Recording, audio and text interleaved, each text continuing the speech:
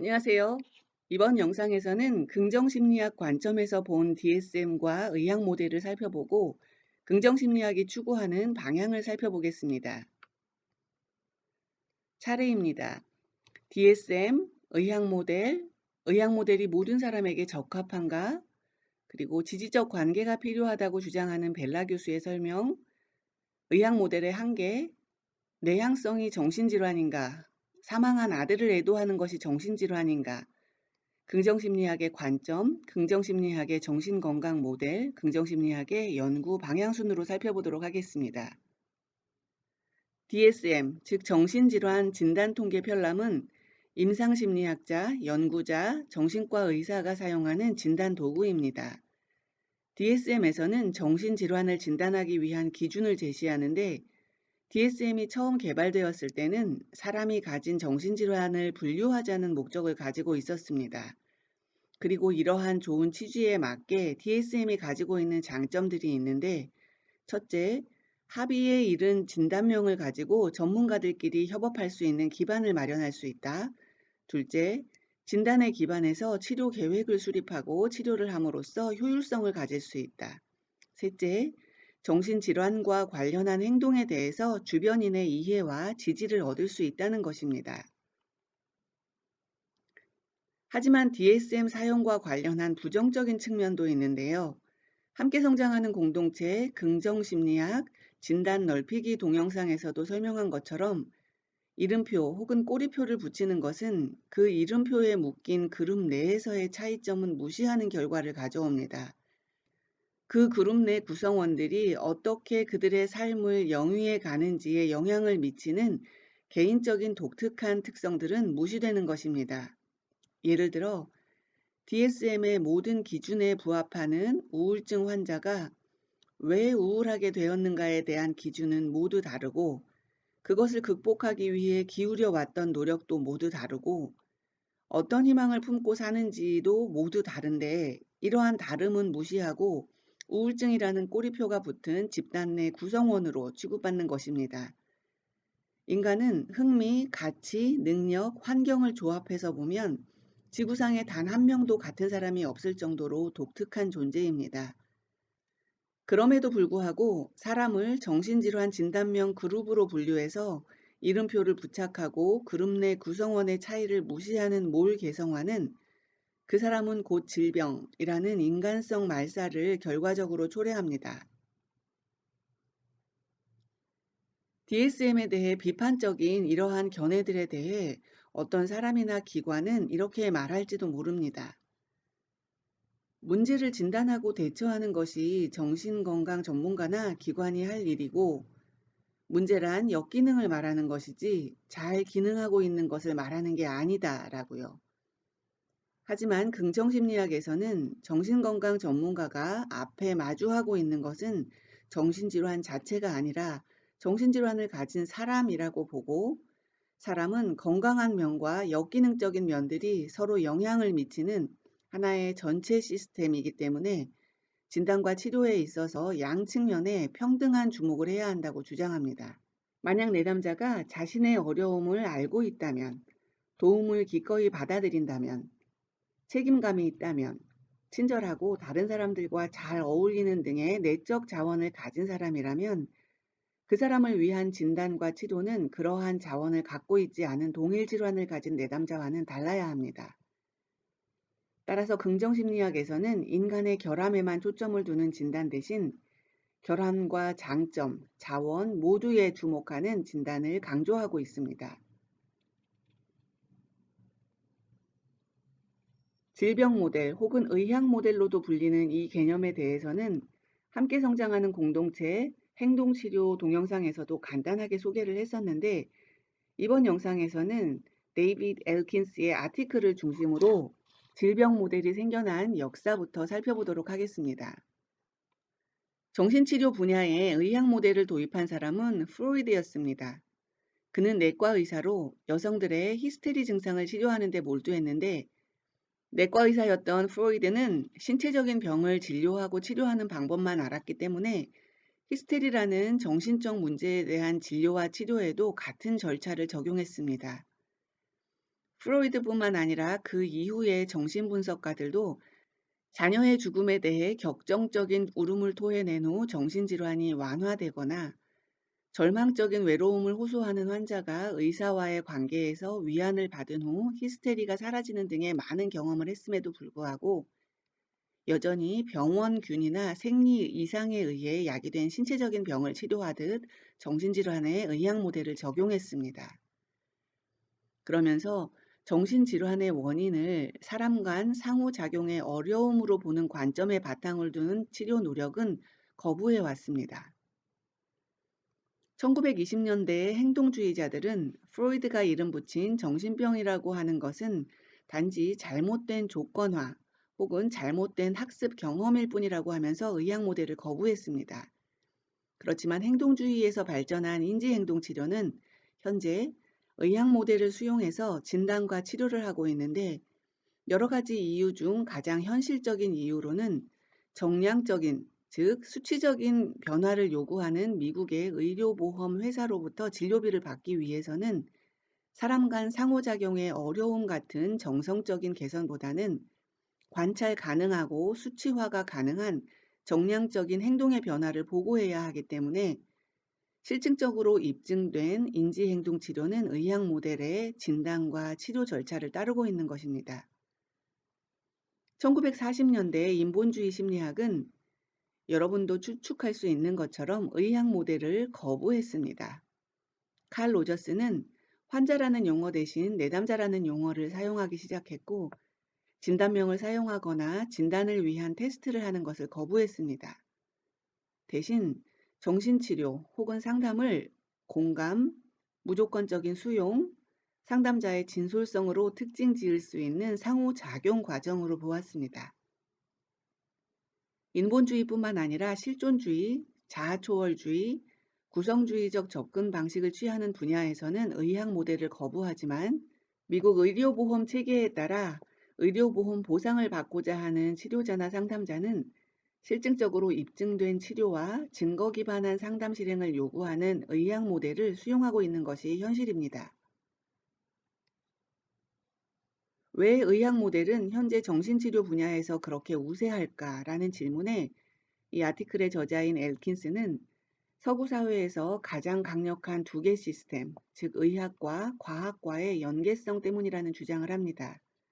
의학 모델에 따라 정신치료 분야에서도 사용하고 있는 환자, 증상, 진단, 질병, 치료와 같은 용어들은 의학과의 연계성을, 그리고 실증적으로 입증된 치료, 증거 기반 실행은 과학과의 연계성을 함축하는데 정신치료 분야가 의학과 과학과의 연계성을 중요하게 여기는 것은 이 두 분야의 권위와 힘을 사용하고자 하기 때문이라고 설명합니다.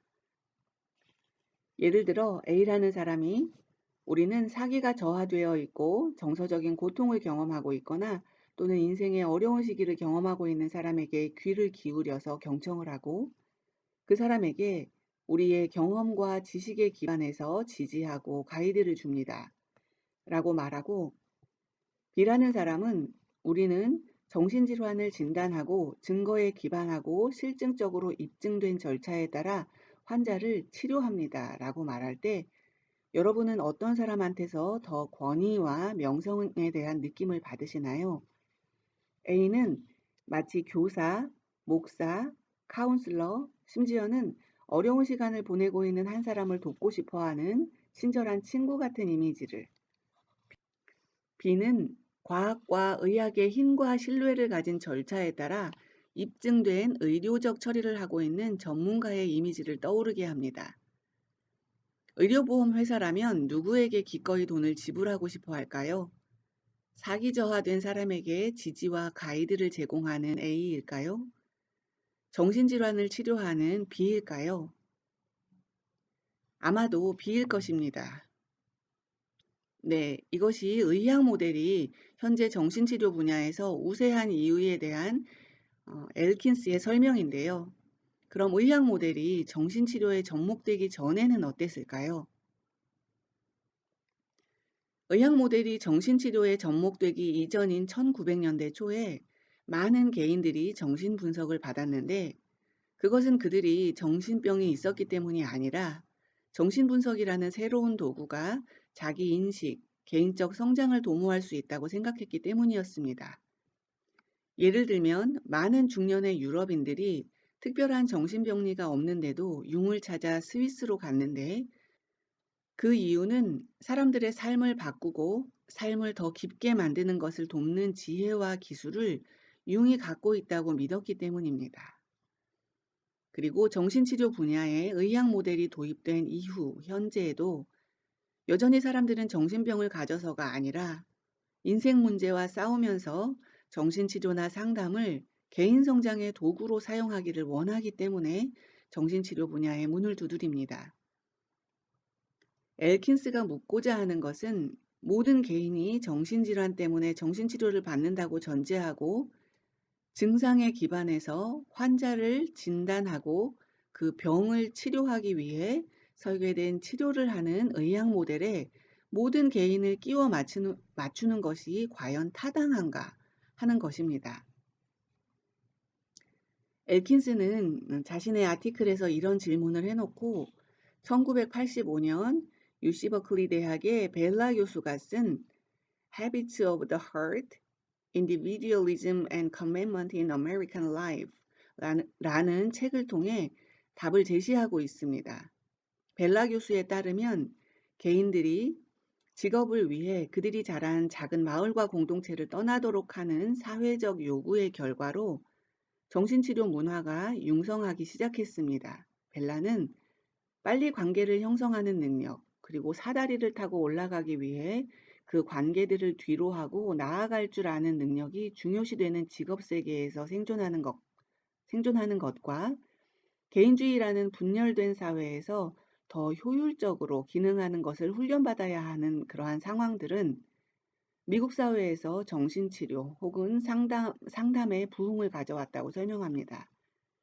즉, 정신치료가 처음에는 프로이드에 의해서 정신병을 의학적으로 치료하기 위한 것으로 개념화되긴 했지만 20세기에는 전통적인 공동체 관계가 사라진 새로운 세상에서 살아야만 하는 개인들의 필요를 해소하기 위해 문화적 현상이 되었다는 것입니다. 벨라 교수는 정신치료 혹은 상담에서 제공해야 하는 것은 첫째, 전통적인 관계들이 과부하가 걸린 개인에게 더 이상 제공하지 않는 지지. 둘째, 정신건강 전문가와 환자 혹은 내담자 사이의 관계라고 설명합니다.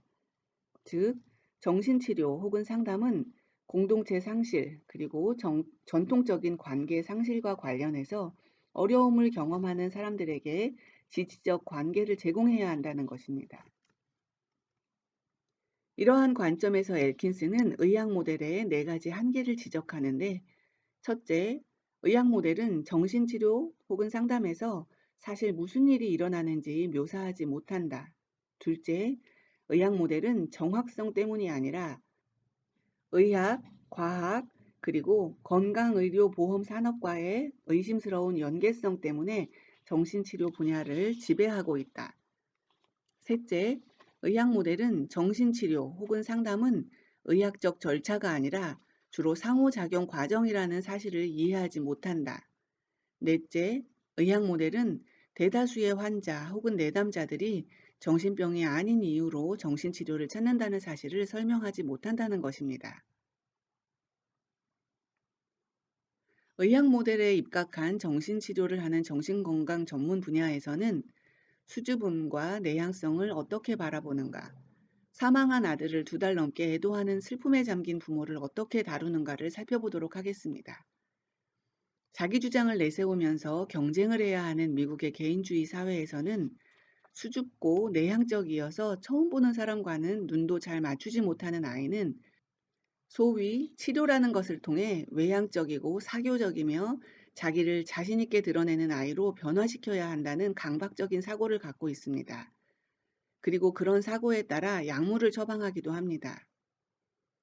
유태계 미국인인 수잔 케이는 이런 문화 속에서 내성적인 사람으로 살아오면서 자신이 경험했던 일들을 토대로 quiet이라는 제목의 책을 썼고, 부제목을 말하는 것을 멈출 수 없는 사회에 사는 내향적인 사람들의 라고 달았습니다. 강박적으로 외향성을 추구하면서 내향성을 약물로 치료하겠다고 하는 의학 모델과 의료보험 산업을 비판하는 것입니다. 의학 모델에 기반한 또 다른 치료 예시입니다. 2달 전 갑작스럽게 사망한 아들 때문에 그동안 밥도 제대로 못 먹고 사교 모임도 전혀 참석을 못했으며 슬픔에 잠겨 누워만 있는 아내를 남편은 병원으로 데려갔습니다. 의사는 5분 동안 얘기를 듣고 모든 증상이 DSM의 주요 우울 에피소드와 일치하는 것, 그리고 특히나 2개월이 지난 것을 확인하고 우울증 약 처방을 하겠다고 하면서 진료를 마칩니다.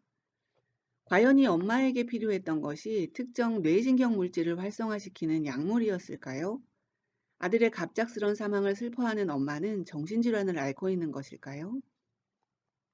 긍정심리학은 병리학 관점, 질병 모델 관점을 버리자고 주장을 하는 것이 아니라 병리학 관점으로 인간을 이해하는 것이 유용하기도 하지만 더불어 인간의 강점과 자원을 보려는 관점도 균형 있게 가져야 한다고 주장합니다.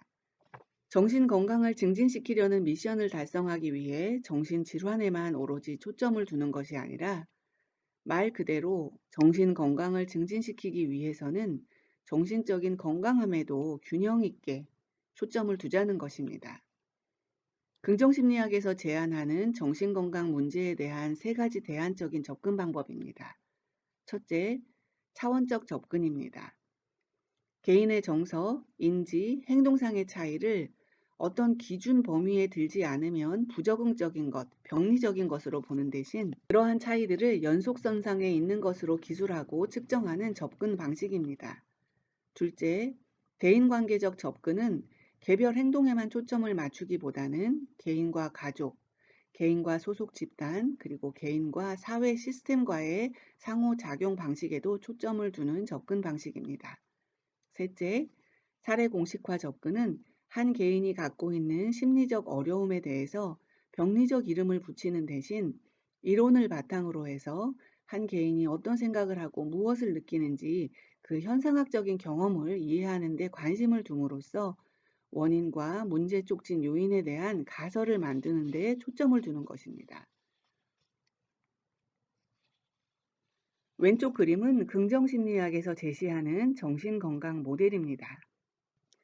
가로축은 왼쪽으로는 정신질환이 있는 것을, 오른쪽으로는 정신질환이 없는 것을, 세로축은 위로는 좋은 정신건강을, 아래로는 빈약한 정신건강을 표현하는데 여기서 중요하게 강조하는 것은 아래의 제목에도 있는 것처럼 정신건강은 연속선상에서 어느 지점에 있는 것이라는 것입니다.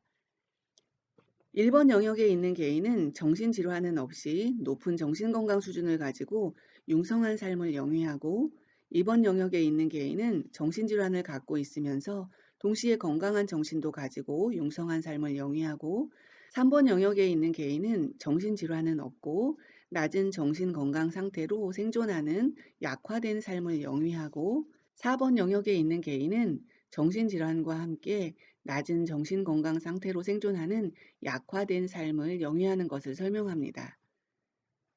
완전한 정신건강 모델을 제시한 키스는 미국은 1946년 국가정신건강법률을 제정한 후 지속적으로 정신건강에 대해 헌신적으로 노력을 기울여 왔고 결과적으로 정신질환에 대한 많은 지식을 축적해 왔는데 주로 4번 영역에 초점을 두었다고 설명합니다.